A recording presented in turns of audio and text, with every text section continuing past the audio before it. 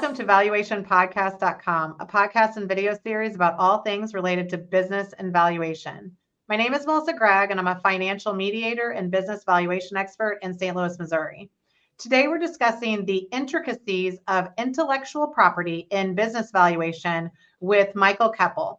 He's actually been on the podcast before, and he's a very trusted source of information. He has 3 decades of experience and services a ton of different industries, including technology, manufacturing, and service sectors. In 2012, he created Lakelet Advisory Group and started concentrating on organizations from a business valuation perspective, turnaround situations, and other situations. So welcome, Michael. How are you? Oh, I'm doing great, Melissa. Thank you for having me on your podcast. Of course. So this is kind of a little bit, in my opinion, a difficult topic to sometimes understand and to really put it in perspective.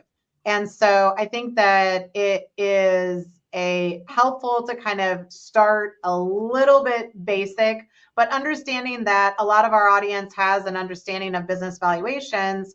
But, what are some of the nuances that we really need to know about intellectual property? In one case, to either know whether we should do some of this type of work, or in another case, to know whether we should partner with other people that really understand it. And in my opinion, I typically will partner with people. But what makes intellectual property so complex and unique compared to other types of business valuations that would maybe make some people want to stay away from it or be attracted to it? The numerous nuances with intellectual property force you to either love it or to want to outsource it. It is a very complex area, not only very complex with regards to law, but business and business valuation itself. On our team, we have an expert who's an attorney who's been dealing with IP for over 25 years. Dealing with IP matters is much more than number crunching.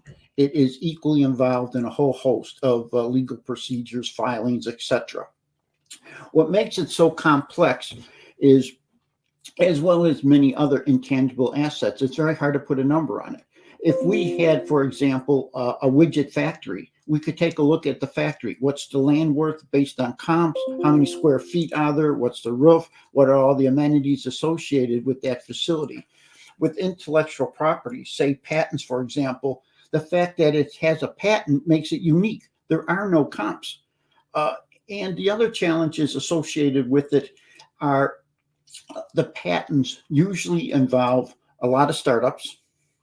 And startups, as we know, those of us who've been in the valuation sector for a long time, are challenging in of themselves. And also the other area where IP gets involved in business valuation is at the other end of its life, when it's in trouble or when you're trying to sell the IP. One way that many people have been dealing with IP, and it's got some challenges associated, they'll value the company. Let's suppose it's a mature company. I think that has to be a prerequisite. They'll value the company as a whole based upon the income approach, asset approach, and or market approach, whichever is most applicable, or aspects of any of the 3. And then they'll just say, okay, the tangible assets equal X.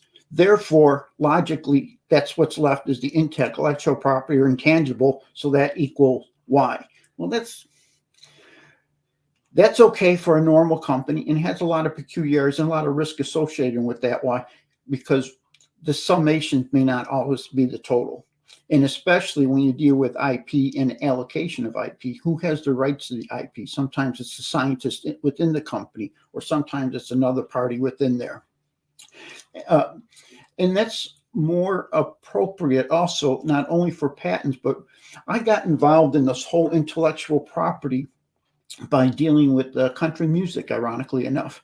It was a company down in Nashville, and they were having some challenges, and they wanted to know what their intellectual property was worth, all the songs and everything that they had rights to. And that got me involved with some good law firms who do the IP, and one thing led to another. The other aspect that helped me out through my career with regards to IP in a previous life, I was the senior IT executive of a Fortune 500 company. So I understand the technology aspects, some value of software, hardware, and I really focus, not exclusively, but a primary focus is on medical devices. Well, I think that, for the most part, when people are thinking of intellectual property, I don't even know if they understand all of the things that are even under intellectual property. So like what, we're going to next talk about patents, but what other things would we call intellectual property, or like why would we be doing that valuation in the first place? Yeah.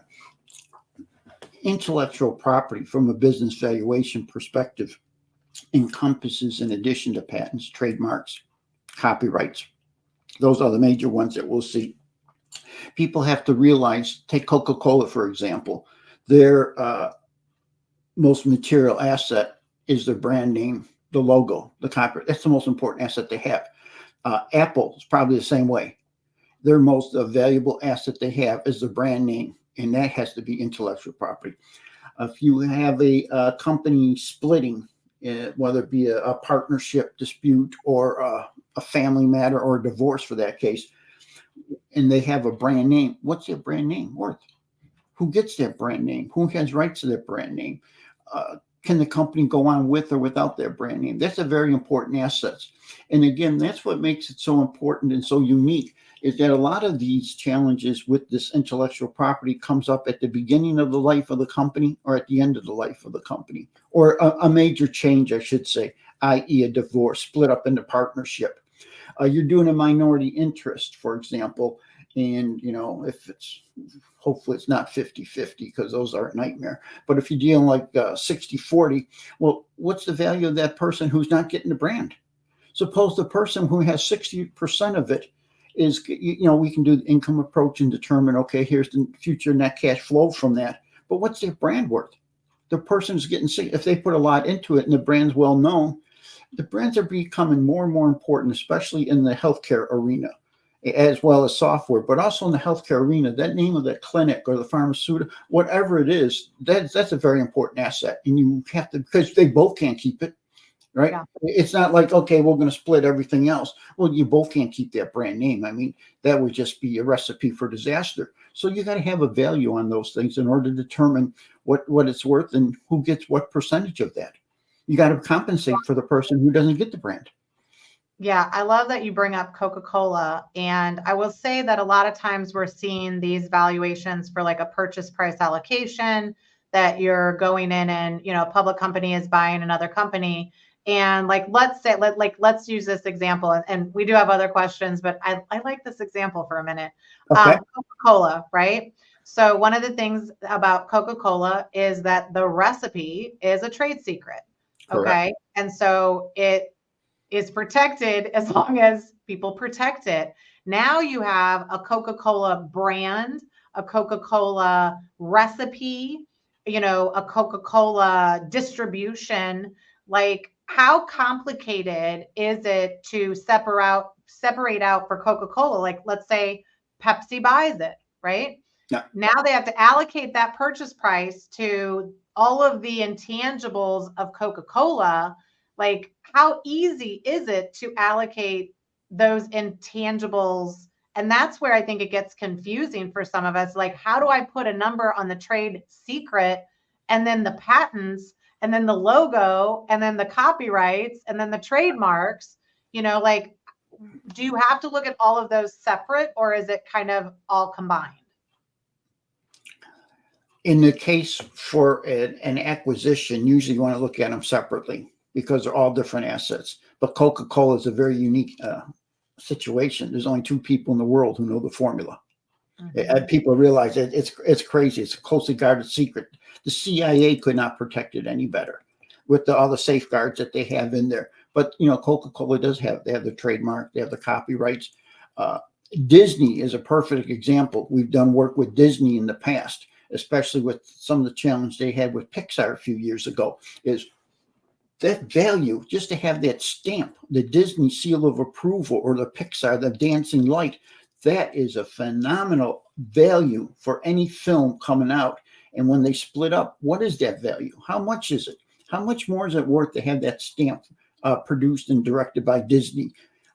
Even though Disney may not be directly with the film, they'll put their name on it, just in charge tens of millions of dollars for that. And that's a significant value that they go through it just by the name and the copyright and the trademark and the branding associated with that. Well, and I think that gets us into like licensing rights. It gets us into royalty rates. It gets us into a lot of topics that lead us down this path of saying, okay, we have this intellectual property. Maybe it's a patent, right? Because that's like generally what people can understand. Yeah. But it, you know, like what you're implying though is like sometimes these could be tied to a person. And so how do you figure out or quantify the market value or the future income of that if it is tied to a person or creation, or even talk a little bit more? Because I don't know if I really have thought about it in that way before. So talk to me more about, like, I'm thinking a patent and I create a patent underneath my company, like it's the company's patent, you know, like, but you're right. A lot of businesses, the owners will have the patent under their name. Yes. And the business is maybe benefiting it or maybe has a licensing agreement with that person. Okay.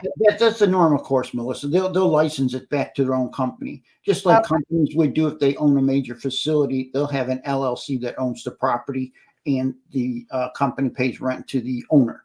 It's not that materially different with regards to intellectual properties, but it's the royalty that you can sell and relicense it to. Determine the future cash flow with an intellectual property is a challenge. What's the market like? What's the chance of success? We know that companies on average, less than 50% make it to where they're profitable after 3 years. Profitable enough that someone can live off solely. And it's the same thing with the intellectual property.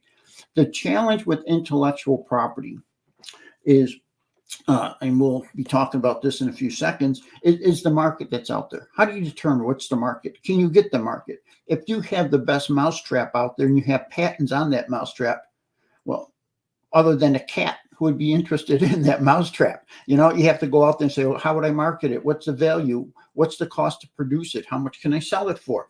Where's the geographical regions? What are the risks? Then you also have to have an evaluation. And that's why we have a team of lawyers working with us in our firm is, what is the patent all about? You really got to go through these patents. And if anyone who has gone through it, it is very meticulous analysis, right down to the bolt and to how the drill is and how deep the well is for the drill bit. Everything has to be laid out in there. And if you don't do it properly, you'll lose the patent. And then you have a lot of challenges with international patents. And even if you have a great patent today, you have to pay fees and maintenance to keep that patent alive. And if you miss any of those, that goes into the general arena, and anyone can utilize that patent.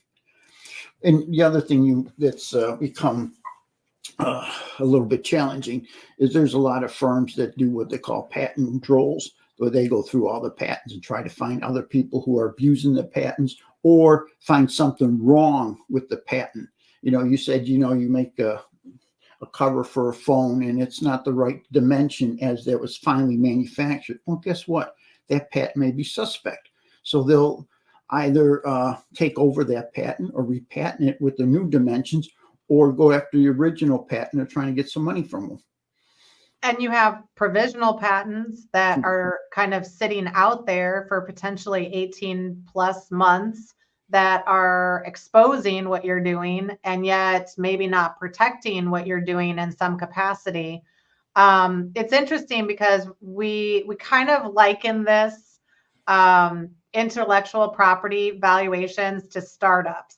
And I think it's interesting that we talk about startups because one of the things that's hard about startups is finding, like everybody believes that they're going to exit at 100 million, right? Everybody's got the next Google. Yes. And so everything is worth $1 million to start and $100 million at the end.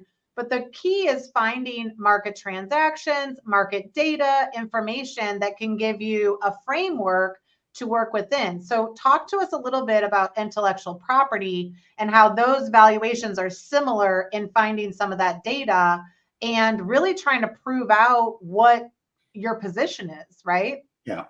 I use the analogy very similar to startups, Melissa, because both startups and intellectual property, when it starts, do not have a proven track record with regards to a market, with regards to income, and the asset valuation is suspect. You have to do the homework and determine it. And when you do a valuation, as you know, on a startup, you have a lot more characteristics involved in it. How deep is the bench? Do you have the right people? Do you have the right financing in place? Do you have long-term financing in place? And it's very similar with intellectual properties. You can do intellectual properties, and a lot of people in startups, and I advise them to take a good look at that, is don't try to make it the next Google. That's a once in a lifetime, once in a generation company. If you have the best mousetrap out there, you may want to look at a different company who can sell mousetraps and do all that work. You may be a great scientist to make these inventions, and especially prevalent with regards to medical devices. You may be the best doctor in the world who came up with a great device, but you may not know anything about manufacturing, marketing, finance. Find a company who's already in that sector and license it to them. So you don't have to do that. Even if you could, Melissa, even if you could have the distribution, manufacturing in deep pockets, it's going to take you 3 to 5 years to build that. Whether you do it in the United States or overseas, if you find the right place, distribution, a licensing deal, you could be getting royalty checks next quarter. Why wait 3 to 5 years and do that? License it now. Do it overseas. Do it in the States. Get a good license deal. But before you do that, you have to have someone like our firm go through and make sure that IP is the dots are dotted and the T's are crossed, so that you have a good IP property out there, and you know before you give up right to the royalty what that IP is worth.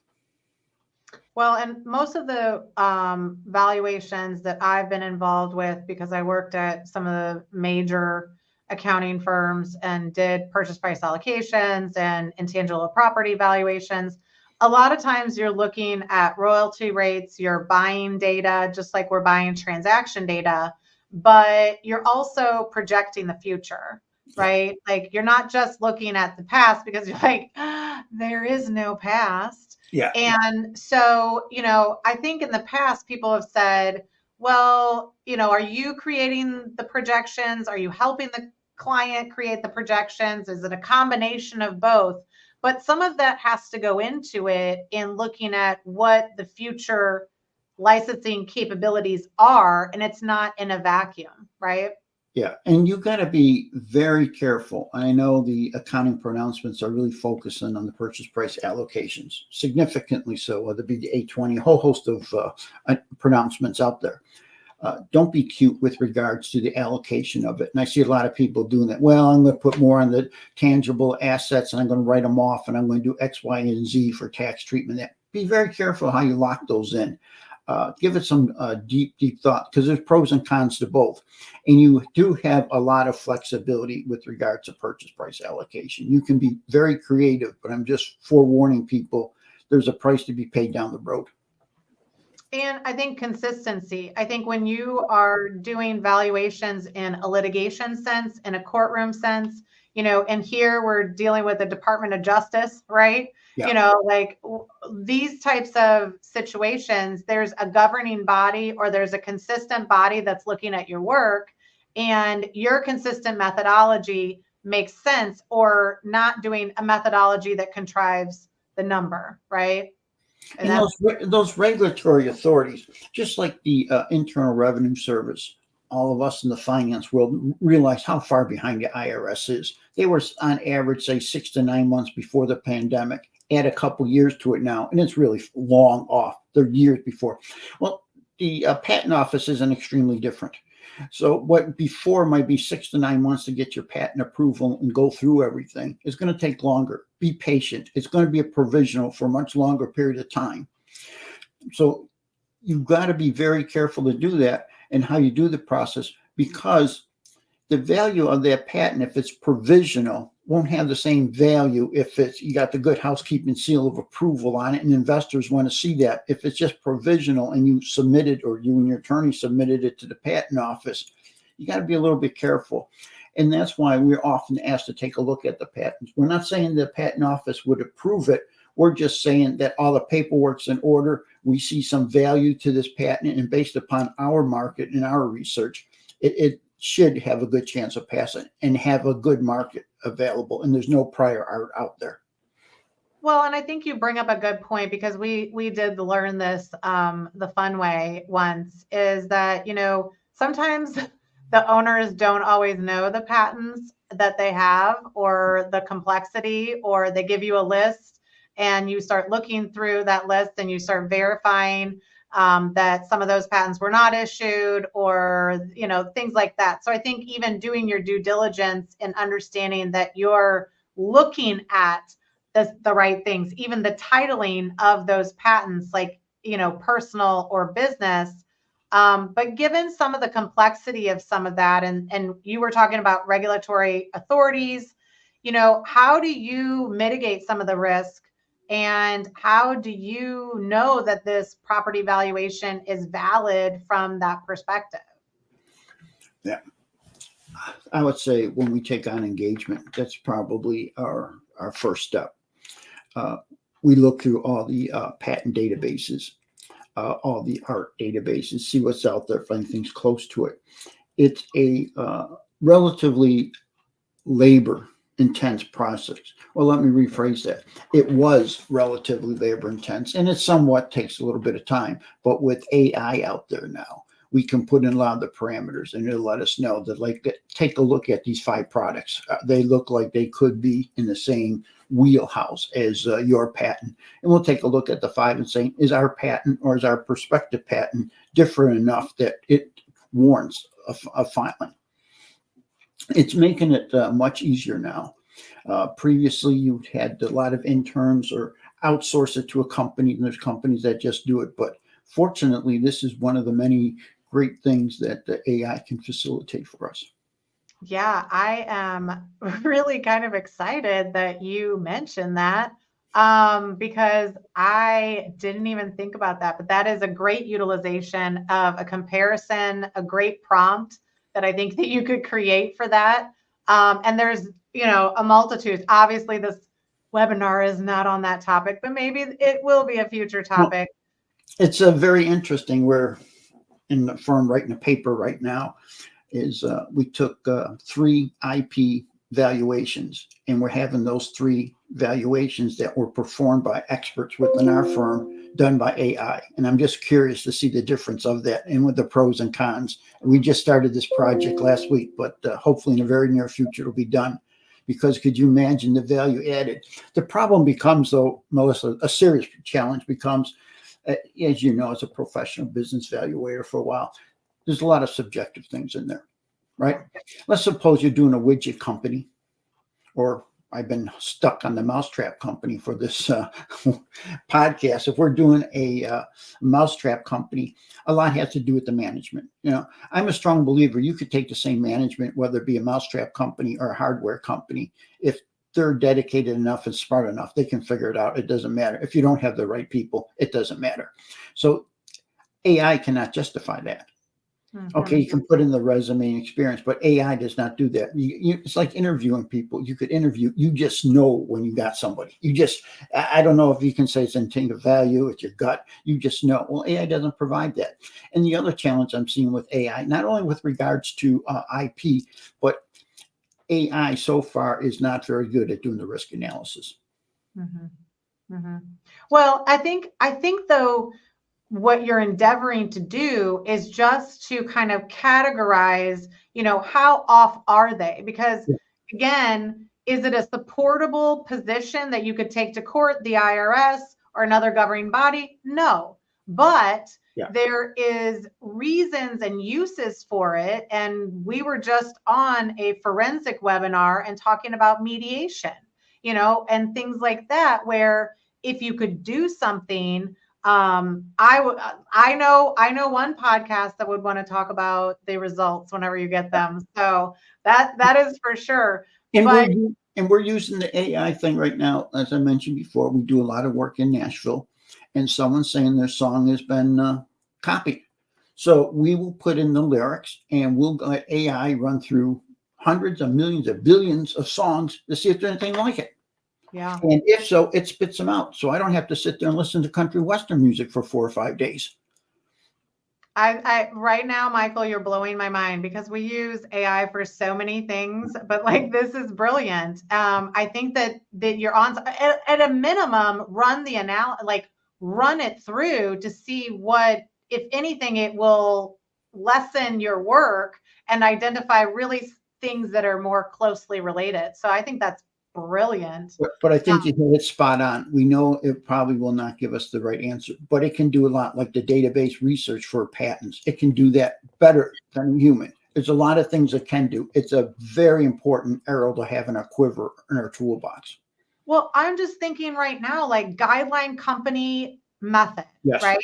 And you're looking at, and like all the research that goes into pulling those public companies and the information about them and their metrics. And, yes, there are databases that call that information, but you still have to go through it and compare it. Whereas if you had that, it could almost even do summaries and analyses of that not subjective data, right? It is like you're comparing this company to these companies, and that analysis might actually give you guys, it might not be something you put in the report or even utilize, but I think it gives the valuation expert a capability of being like, oh, I didn't think about that one concept. Because right now, like a workforce in place, right? Like you will value the workforce in place for a purchase price allocation. The reality is right now, a workforce in place is more valuable economically, right, than it was pre-pandemic. Without doubt. Without a doubt. Yeah. So that's the subjectiveness that we have to say, well, we lived in both times. How do we utilize it? But for me to just either do it myself or pay somebody for 20 hours to put together all of that information, right? AI could do something like that and give you a better analysis, or at least give your underlings a better analysis to start with, right? Yeah, it's very interesting. It's a very powerful tool. I took a CPE course on real estate valuation, and the exam afterwards was 8 hours. Wow. I gave the same exam, loaded it to ChatGPT. It took less than 5 minutes, and it got a 96. The only reason, Melissa, it did not get 100 was because one of the questions was very subjective. It says something like, what is the least optimal? And it had problems with that. It couldn't distinguish it because AI, as you know, is so yes or no, yes or no. And that one question, but other than that, in minutes, it was able to solve the exam. Interesting. Wow. Okay. Yeah. I think we're going to be talking more about this in the future because I will share the in the near future that update and show the pros and cons and the results. I'm very interested in seeing it myself. Yeah. Luckily, most of the people who are still listening are probably also interested. And the final thing that we were going to talk about, which, again, we got a little distracted, but I think it's important. Like maybe we need to start talking about how we use AI in day-to-day kind of situations because we use it a lot as well. But international patents, I think, are another issue. When you go through your provisional patent, when you go through your patent for the US, you then most patent attorneys will turn around and tell you, you need to go get international patents. You need to lock them down in every country. And oh my gosh, you're too late. It's already gone. So what are you dealing with international patents and how are you addressing them? Yeah. International in the patent process is extremely expensive. Extremely. Okay. And you can spend hundreds of thousands of dollars for the U.S. patent going through contingent upon it. And if it's in the pharmaceutical arena, much, much more. Mm-hmm. And the international, you multiply times, you got to do it for the EU. You definitely want to do it for China. If, everybody says, well, is it worth the paper it's written on? That's a distinction you got to make with regards to that. You got to check the box. You got to check the box. You got to check the box especially is what is the objective of your patent? If I have a patent for the mousetrap, I'm going to sell it throughout the world. I want to make sure, and I'm going to sell the rights to it. I got to have the patents in place. Mhm. Otherwise, I'm only going to get the royalties and payments for those that are made in the United States. You might have to go get a different patent for South America, specifically Brazil. You have to get one for the EU. The EU really defends its patents very well. I think in some areas, the EU probably protects its patents a little bit better than the United States. But you have to go through the process. It's extremely expensive and time-consuming process to get it. And you got to have the right law firm helping you out, someone who's experienced in this area, and someone who has the connections over in Europe. You know, if the law firm you're dealing with doesn't have an office over in Europe and yet they want to be an international patent attorney, I would think twice. You know, you got to deal with someone who's on the ground over there, who knows the regulatory processes over there.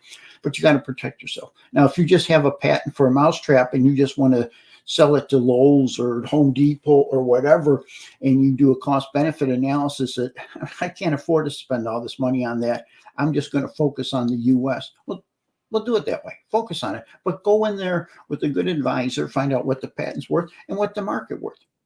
Yeah. There's a lot of things, and I always tell our clients that unfortunately, as Americans, most of us are too parochial. We think the world starts in New York and ends in Los Angeles, and there's a whole big world out there. We're just a fraction of it. If you got a great, great product, protect it and go with the big bang throughout the world. Even if you can't do it, get a distributor or business partner who can.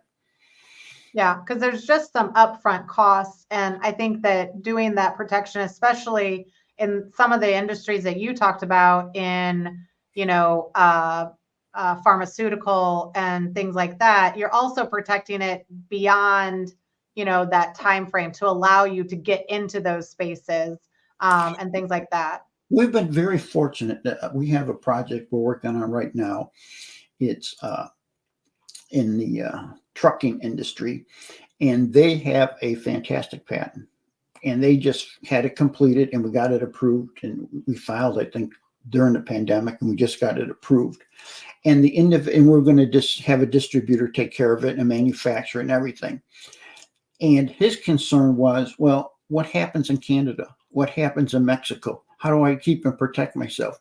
We have such a deal that they are going to pay for all the patent costs of that. And because it protects them as well as it protects our client. So that's a case where, they got very, very deep pockets. They're protecting themselves. They'll take care of it. Now that's a home run. If you can find a business partner that's willing to do that, that's fantastic.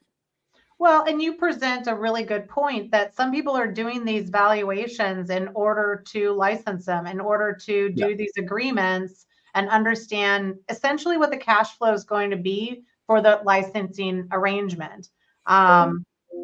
But I'd much rather talk about AI and Chat GPT and stuff like that. But that's okay. It's coming attractions. We'll leave it for another day. But talk to us a little bit about, like you do these types of valuations, but maybe you can talk to us just a little bit about other things that you do, ways that people can reach out to you if they have this idea. I would really not want to be the first person that you reach out to for an IP valuation. I'd rather you talk to Michael. So tell us how we can get involved with you. We do a lot of complex commercial transactions, not only with regards to intellectual property, with a whole host of intangibles, as often as bankruptcies. We don't do that many startups now as before, other than with the intellectual properties. But we do a lot of intellectual property work and also, as I said, business valuation work. We're well known throughout the United States. We do a lot of international work. I'd say about 25% of our work is international, with some focus on Brazil. When I was with PwC, I was down in Brazil for 3 years, have a lot of contacts, and I fully understand the nuances of their general accepted accounting principles versus the US. So we do get a lot of international work associated with Brazil. Well, if you ever need somebody like me to come tag along and help with some valuation issue in Brazil, I can make myself available for that for you. Like, Yeah. Maybe around Carnival, that seems like a good time to That's go. coming up. That's coming up. I know. But Well, in other words, Melissa, you're interested in going to Rio, but not the jungles, right? maybe, yeah. I mean, maybe if it's like not a scary jungle, but I think the more partying and having fun sounds a little bit more entertaining. But I don't know. You might know your way around, so I would like to see what the locals experience too. But Michael, this has been a pleasure, and I think we did. Kind of talk about a topic that is pretty difficult to understand. And I think we did a pretty good job at it. So thank you for kind of dissecting it for us. If anybody was paying attention and you really want some more AI stuff, then you should make some comments, because I think, I know Anna is very interested in that too, and talking about how we utilize it. And there's a lot of ways to utilize those tools without it having to be bad, or that you're writing an entire report based on it. It's really like research and getting quicker with the analysis. So I like that you're using it as well. If your audience has anything, please let Melissa and let us know, because as I said, we just started this project last year. If there's a certain aspect you think we should definitely take a look at, we're open to doing it. I want to make sure our solution's applicable to a broad audience of professionals. Okay, so I have a thought for it. Like, just conceptually, if you took like deal stats or anybody's data, right? Mm-hmm. And you run it for whatever that NAICS code is, right? And you do your own, like you have an analyst that looks independently and says, of these 50 transactions, I think these 10 or 20 are most like it. What does that result in your valuation multiples? And then let AI say, here are the transactions that we deemed closely related to that. And you'd have to, make up the parameters for your own company but then you could see, like, is the multiple, because that's very subjective, yet nothing is alike, so you and I would come up with maybe a different conclusion. And in my mind, if AI is less than 10% difference, like you're almost figuring out how to pull in a third valuator when you and I disagree and we're in a litigation. If AI runs it and AI is closer to me or you, like, do we win? Or is that, think about it. That's kind of interesting. Well, one of the things that we talked about in a podcast recently, Melissa, was having a review of a business valuation. Could you imagine if you loaded your business valuation in AI and it told you the pros and cons of it? I have wondered if I could put in my discount language, like the language that we use for the discount of lack of marketability. And I want to put it in and be like, make it better, make it updated, add additional, what other resources should I, because even like that, you could say, what resources should I utilize to come up with my discount for lack of marketability? And then write a summary on those resources. And like, that would be fascinating to me. Yeah. And that's one of the weak links of business valuations in there. So if you could have something do that with some credibility. The challenge I'm having right now with the AI is the consistency. Yeah. Because one or two words in the questions makes all the difference in the world. We It have to be a standard tool that you just load it and it's consistent and you know what the questions are. Like, I tried to ask ChatGPT what the best industries are for mergers and acquisitions right now. And it was kind of like, I think that question broke it a little bit, because it was like, I don't know if we can figure out what industries are. So like, it's really, there is a technique about creating the prompt that then gets you the right result. So I think that people misunderstand that there is a secret sauce in the prompts as well. Yes. So anyway, enough about our fun. It's coming attractions, my friend. All right. Well, we appreciate you, Michael. And I guess we'll be talking about AI on our next one. So we'll get that once you get your analysis done. So we appreciate you. Have a great day, Melissa. And as always, thank you and your team. All right. Talk to you soon. Bye.